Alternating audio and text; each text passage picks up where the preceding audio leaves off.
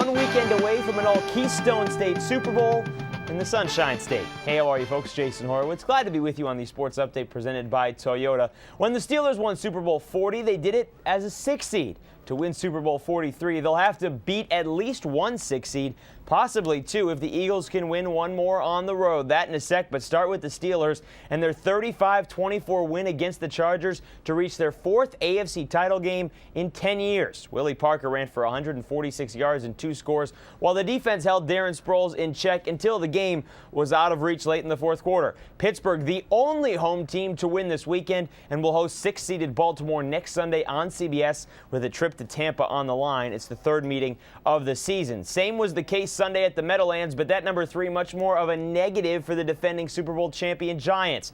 3 field goals, 3 turnovers. That's it. All the offense could come up with. Eagles with the 23-11 win to continue their road in these playoffs.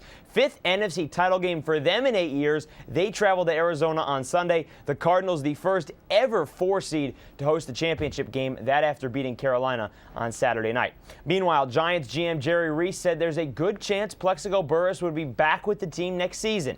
The GM saying that teams play them differently when you lose his presence, and if all goes right with his legal issues, they would try to bring him back next season. The Giants were 2-4 after the wideout accidentally shot himself in a New York nightclub. Josh McDaniels knows all about having a big-time wide receiver. He had Randy Moss the last 2 seasons in New England. Now he'll have Brandon Marshall, the Patriots offensive coordinator the last 2 years, named Monday the new head coach of the Broncos. McDaniels, just 32, becomes the youngest head coach in the NFL and takes over for Mike Shanahan when he was hired. Comes with the tag of a young offensive-minded guru, the same way that Shanahan did.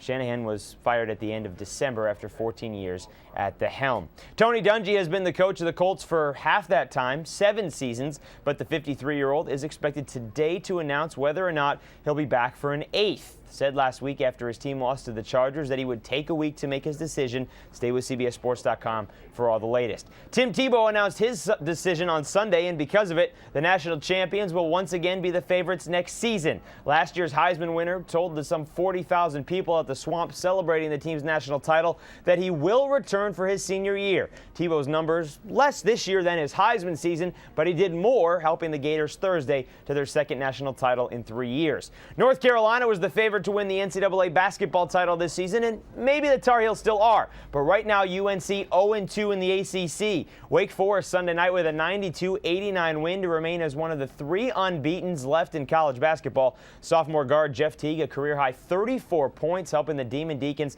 to their best start in 28 years. For more on this game and these teams, check out Parrish's 3-pointers. All right, time for the Wits Hits and a huge game tonight in Norman, Oklahoma. Top 10 battle between the Longhorns and the Sooners, the 2 favorites in the Big 12. Get a video preview of that right here on the site. Also read about Jeff Ogilvy, won the opening tournament of the PGA season, taking home the Mercedes-Benz Championship, and see if the Rangers are willing to trade shortstop Michael Young. The 5-time All-Star requested a move after Texas told him it wanted to move him to 3rd base. And while GM John Daniel says he has explored trade options, he also says he hopes Young will remain with the club. One other baseball note, the Major League Baseball Hall of Fame will announce its inductees later today. Ricky Henderson expected to get in. We'll see if anybody else does as well. So that'll do it for the Sports Update presented by Toyota for Monday, January 12th. Enjoy the night in sports and stay with CBSSports.com for all the latest. I'm Jason Horowitz. Take care, folks.